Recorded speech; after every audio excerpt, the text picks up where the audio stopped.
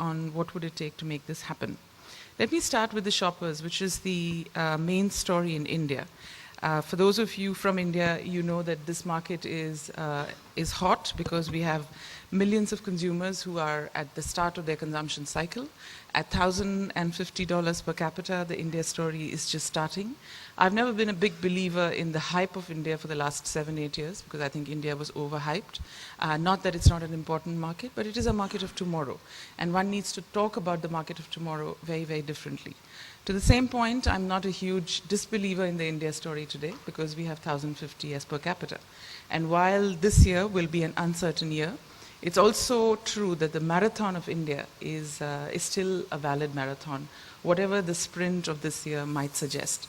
So I'm going to get the economy and the working capital and the interest rate question out of the way, because that is a blip, but this is an emerging market. And emerging markets, by definition, have ups and downs. And 2011 was a little bit of a down. Who knows whether 2012 will be a little bit more down or it'll be back up.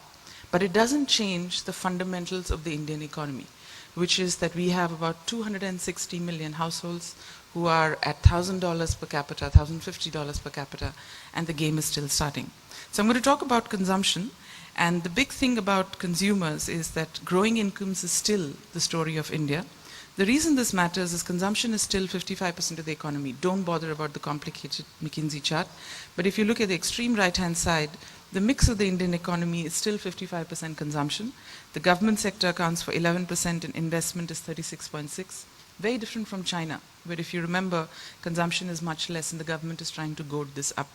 Now, this is one of the reasons why the India story has been resilient since 1992, which is that this is a market of millions of small transactions. And when you do have so many households, each of who is consuming a little bit more, the story is robust. Let's step back and look at what's happening to this consumption story.